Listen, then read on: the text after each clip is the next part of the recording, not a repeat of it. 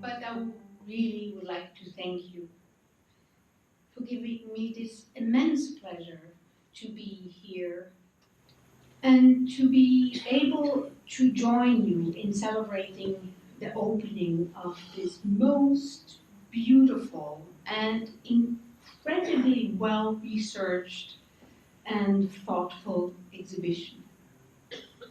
I hope you have all already started discovering it. I urge you to do so. Thank you to Milwaukee. Thank you to the Jewish Museum and to its amazing team. I'm not going to repeat the thank yous of Patty, but I would like to, as if I was going to repeat all the names of Molly and Ellie and Cassie. I must say that Molly was particularly wonderfully relentless to make me accept to come. But I also would like to thank you, Patty, for making it possible for me to have the pleasure to be here. I also would like to thank my family's friends and my friends, very dear friends, Carol and Spike Barkin, to have been here, and made this connection, me to be able to talk about my grandfather. Thank you.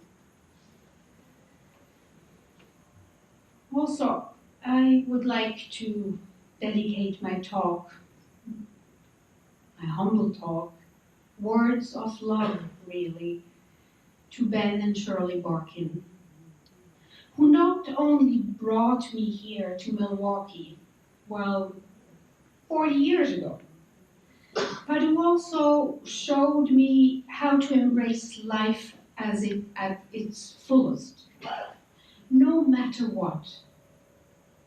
Their belief in life and joy, fighting for the right for every human being to be, their enthusiasm and wholehearted support for all celebration of beauty and truth were indeed most infectious. The wonders of the most beautiful trumpet sound, or of the soulful clarinet, the feat of the acrobat, or the hilarious farce of the ever-sad-looking clown were brought back to the streets and shared for and by all people. Thank you, Ben, for introducing me to the possibility of the impossible, of the possibility of any dream come true, not unlike what my grandfather had taught me. And so it is an honor to be given the opportunity to share with you these thoughts and my love for my grandfather and for his work, and to share with you some of the memories with him, which stay so vividly with me. Whether I walk around the beautiful exhibition here, looking at the richly colored lithographs of this exquisite circus cycle, or whether I come across some larger painting somewhere in another museum celebrating the circus. Or when I'm in New York doing my own work, as a flower designer, here having built a huge moss figure, Hermione actually, appearing for a gala event for BAM, the Brooklyn Academy of Music, celebrating the opening of the performance of The Winter's Tale. Or just reorganizing my studio. I always remember my grandfather's words and his continuous quest for, yes, for the ideal. And that was like a mantra. What did he mean by this, the ideal? And what does the ideal have to do with Marc Chagall painting the circus? What can I say about this wonderful being whom I adored? Who in my childhood was the center of attention for my whole family? What can I say? Can I share with you how passionate an artist he was, needing to paint at every breath?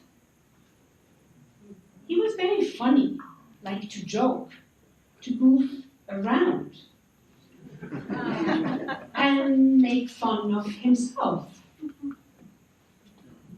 But in fact, he always felt safest when painting and working.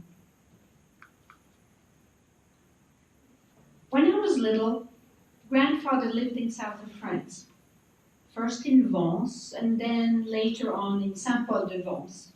We'd go and visit him, and we'd go straight to his large studio where he'd be busy painting.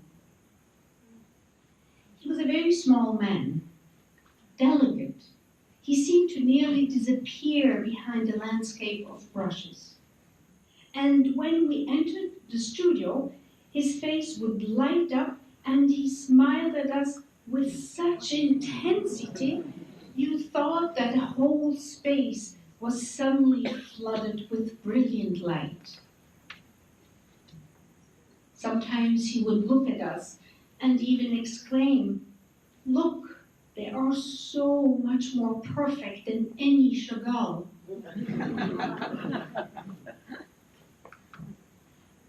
I so loved when he would take my hand, play with my fingers, and then dig his nail into my fingertips. It felt as if he was sculpting, or as if he needed more tactile contact to experience us more fully. But soon he had to return to his canvas and paint. It was wonderful to watch him pick out few long brushes, choose one and scoop up some paint, and with it, add numerous small, thus essential dots here and there on the already quite telling imagery. His gestures were very delicate, quick and precise, similar to a dance. He would call it picoter, or to prick, to peck.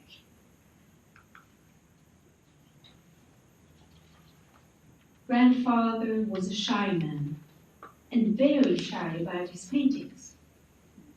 In fact, he'd ask us, quite sheepishly, if we liked his paintings, if we liked Chagall. So of course we answered, "Oui, grandpapa," genuinely relieved. He'd usually turn back to his canvas, scrutinize it, and then say, "Ah, il faut un peu plus de Chagall. Now it just needs a little more Chagall." And so appeared more dancing and flying figures and branches, lines and dots, followed by some forceful etching into the still wet oil paint, giving us the impression that what actually really mattered to him was to conquer the material and tool he was working with. Familiar motives came forth, part of a vocabulary which had long inhabited the unconscious of the aging painter. You may notice, assembled like in a circle, flying above the roofs of his childhood vitebs, him painting, with his family gathered around him, animals, and a woman bringing him flowers, musicians, and a clown, very similar to the flying one. I can't read it. The flaming, right up, like in his dream, like in that composition painted just a few years later in 1980, called The Dream of the Circus. And again, together, here with the clown, with dancers and a bareback horse rider, balancing like an acrobat towards him, the clown, playing the fiddle. In Chagall's oeuvre, we find endless imagery of dancers. Here, from the traditional dancer celebrating the marriage of a Jewish couple, to a ballerina whose delicate yet expressive gestures always enchanted Chagall. She often appears as a bareback rider on a horse, a pony or a donkey. A vision from Chagall's early childhood, in fact, back in the courtyards in Vitebsk, where performers would appear, show their circus act, and then, maybe having received a piece of bread or a penny, go on and disappear. I quote my grandfather, "All my life I have drawn horses that look more like donkeys or cows. I saw them in Liozno at my grandfather's, where I often asked to go along to the neighboring villages when he went to buy livestock for his butcher shop. At the sight of horses who are always in a state of ecstasy, I think, are they not perhaps happier than we? You can kneel down peacefully before a horse and pray. The horse always lowers its eyes in a rush of modesty. I hear the echo of horses' hoofs in the pit of my stomach. I could race on a horse for the first time and the last time to the brilliant arena of life." Chagall wanted to ask the horse how to live life, how to be. An animal so close to the human, always there to help and carry. Maybe the horse, so earthy in its essence, represents humility, innocence. In 1925, when they had already settled in Paris, the poetess Claire Goll, a friend, asked Chagall to illustrate her collection of poems called Diary of a Horse. Quite obsessed by the horse's nature, the painter humanized them, representing them more as brotherly companions, always attentive, giving them the most tender of eyes. Chagall also admired the acrobat, noticing him as a little boy in the poorest of streets and appearing in the earliest of his canvases. Look, here, this very famous panel called The Introduction to the Yiddish Theater, which he painted in 1920. How the figures, which in this panel, which is a manifesto of Yiddish culture, are dancing the way across. That year, Chagall represents his most pious of ancestors with talis, phylacteries, and tefillim as acrobats, thus turning the traditions upside down, opening the possibilities for new ideas. The acrobat, with its effortless moves becomes Chagall's vehicle to express freedom, to fly towards new horizons.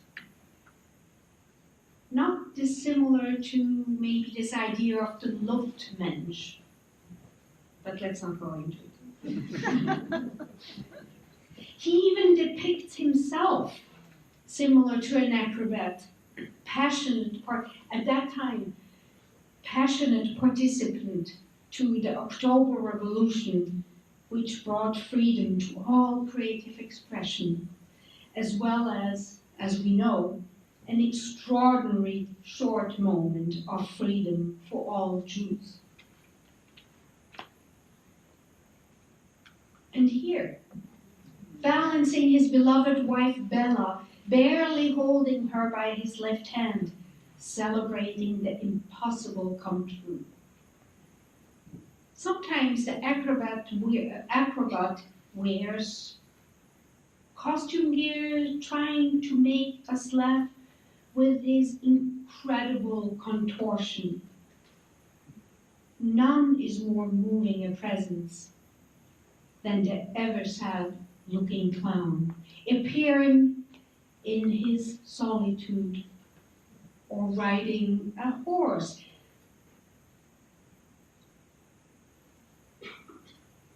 Or in an earlier drawing, reminiscing yet again the memory of the little boy, I quote my grandfather, completely naked under his leotard, which young Chagall had observed with great anguish.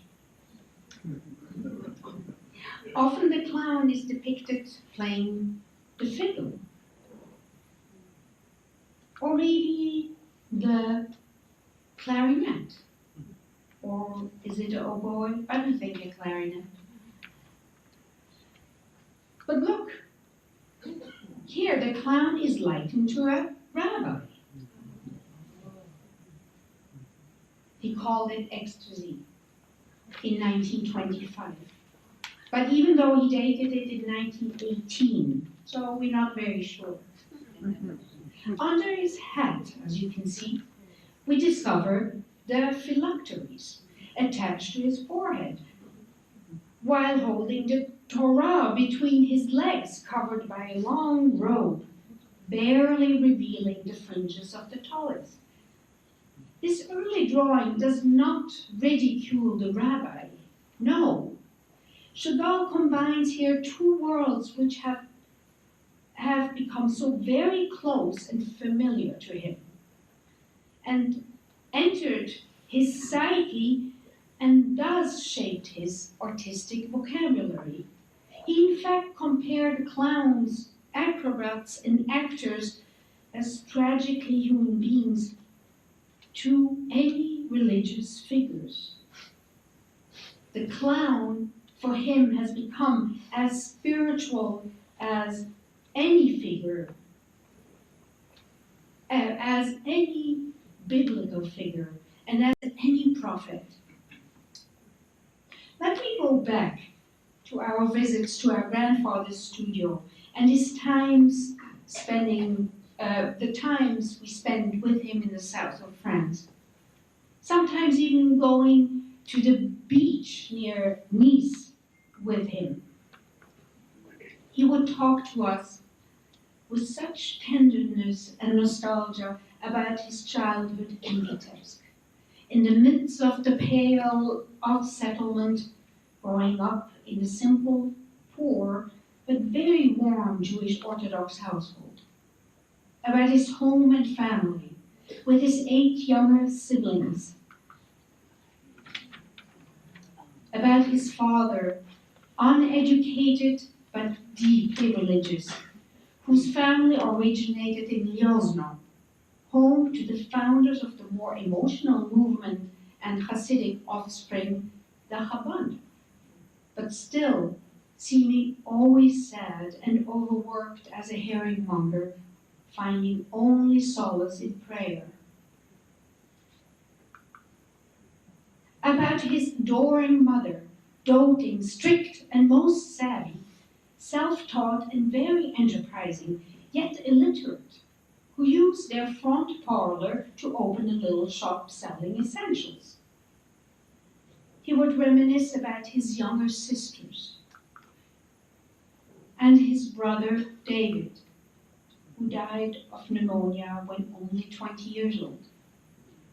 His depictions of his Vitebsk, his Russia, sounded more like chants, fueled with glorified dreams of his childhood, rhythmed by songs and prayers, feasts and rituals.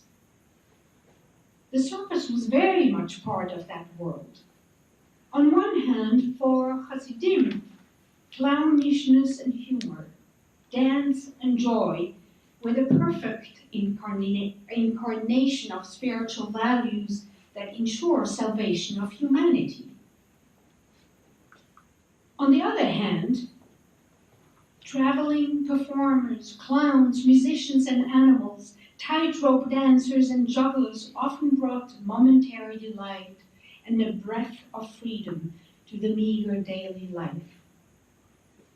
The nomadic circus world fascinated the young Chagall, and he greatly empathized with the sadness and loneliness of these performing artists. Maybe it is this world which helped him foster an unusual sense of rebellion, confronting everything around him. His lack of religious piety really, and a growing artistic ambition clashed with the expectations of the large pious family. Here it is. Chagall remembers explaining, "Let me alone. I want to stay wild, untamed, to cover myself with green leaves, to shout, weep, pray." This drawing has been done in the same series, at the same time, even though it's dated 1907, as this extraordinary drawing you can see for real there in the front. Or maybe it's even closer to the next one.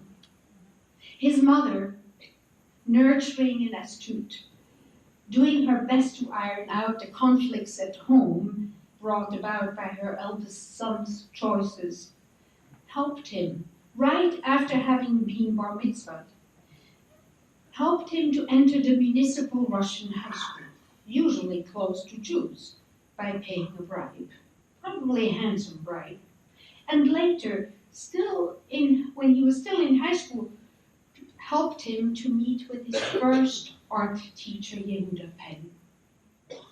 Thus, the world opened to Chagall, and he painted his family. Chagall believed in art and poetry. He soon turned away from orthodoxy, from his family's orthodoxy, even though he remained deeply, very deeply spiritual. And this he shared with his big love, his muse, his bride, Bella, our grandmother, whom we had never known, as she had met a premature death in New York State during the years of exile here during the war, just after Paris had been liberated in 1944. I so loved when he would talk to us about her. Whenever he would paint her, she'd always appear with her deep and far-reaching gaze, as if to open his horizons. He would tell us how her love and her respect for his artistic quest became the guiding force for all of his creation. Indeed, Bella understood him and stood by him, supported him, quite literally carried him and pushed him to search further. It is in this context that he would ask us, while reminiscing about our grandmother, if we had found our ideal. You must imagine this to be quite ominous a question asked to a naive child, as I certainly was. Even when I was a teenager, this question seemed still just as mysterious as ever. He wanted us to find the ideal, just as he told us that Bella had found it.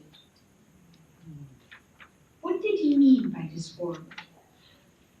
Was he talking about a moral value, a spiritual principle, about truth, perhaps?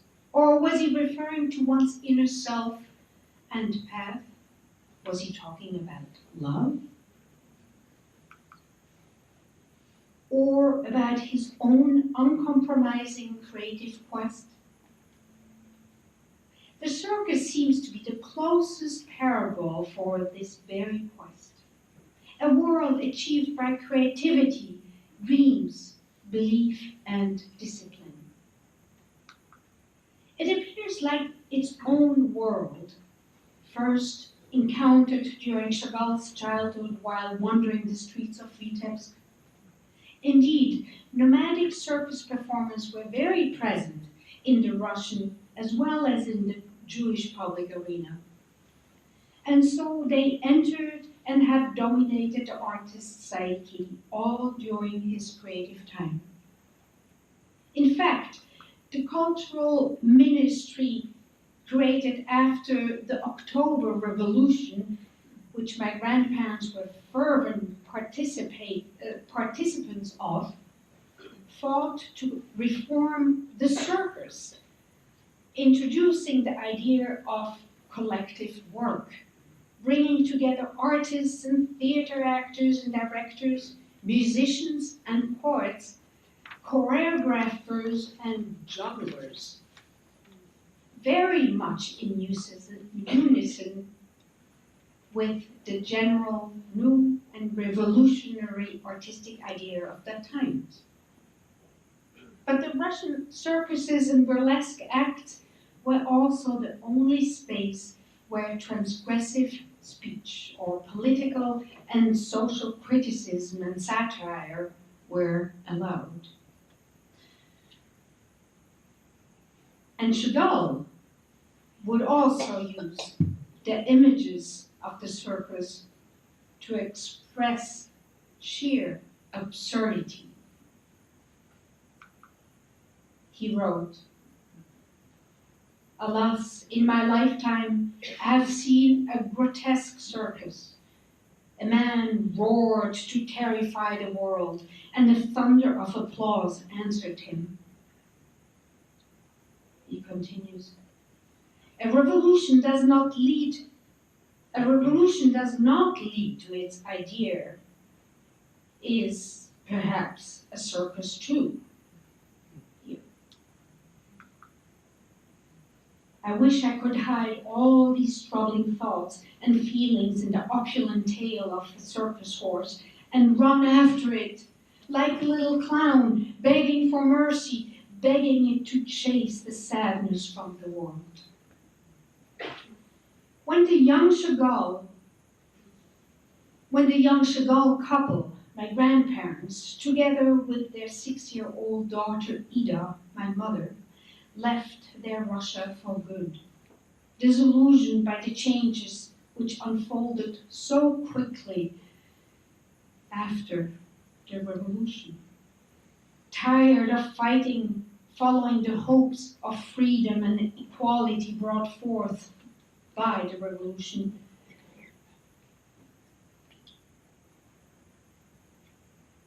When they left they left their homeland, and their beloved homeland, indeed looked more like a circus. They arrived in Paris in 1923, where the painter felt very lucky to soon meet with the art editor Vollard and eventually to collaborate on a volume on the circus. They spent countless inspiring hours at the Cirque d'hiver in Paris.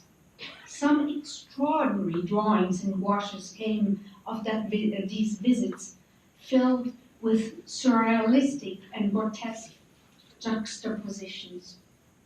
Unfortunately, the project could not be finished and was only resumed years later thanks to Terriage. You can see the results at the museum here. But in the meantime, the circus remained ever so present in Chagall's soul and helped him to express the most tragic and dramatic of moments, as well as the mystery of life. Sometimes we would take walks in the streets of Paris. He marveled at everything. He welcomed every little detail coming to him, the smile of a merchant, or the stern steps of the passerby, or the song of a distant bird. It is really thanks to his humble openness to all, which made him understand the world as a whole, as a wonderful performance of innumerable acts performed together in the circus ring, the world of life. In 1964, he painted this monumental work celebrating life. He called it Life. All the performers of the circus are present. Biblical visions abound. Animals take part, all dancing within grandfather's most personal of memories, dominated by lovers. He lived a very long life. He had lived through pogroms and hunger, the disillusionment of the revolution and uprooting, the Holocaust and exile, loss and disappointment. Yet he would never dwell on any of these tragedies. Instead, he painted. He painted the patriarch Moses, as well as clowns. And he painted to the very last day of his life. This one he did just a year before he died. Each single line, each single choice in pigment was part of a daily new quest to understand the mystery of color, of life. He wanted us grandchildren to see the beauty in the world, in us, in the enchantment in art. In fact, he called art his religion. When I paint, I pray, Chagall would say. Grandfather always searched for the true essence of color, sound, words, and thought. The forms would become, as he stated once, sonorous forms, noises, passion forms. They were not connected to history, but rather to one's heart and spirit. At the same time, coming out of his innermost vocabulary, he chose the various familiar motives, such as the bouquet of flowers, angels, prophets, lovers, and circus performers in their spectacular accomplishment as a most humble way to express this vision of passion and purpose of life. This was his way, his only way to fight in life, the only way to fight for harmony, his way to come closer to the ideal. This ideal which he so much hoped for us grandchildren to find. Because over the many years of grandfather's long life, it became more and more clear to him that what he tried to transmit in his work was his very own message of peace and love on earth. And so it is. So it was only during my grandfather's few last years of his life that I started to understand what he meant by his relentless questioning us. Did you find your ideal? Do you love me? Do you love my paintings? Have you found love? As Chagall once said, just as we could imagine the sad-looking Arlequin about to mime these same words, for those who love, everything is clear. For those who don't,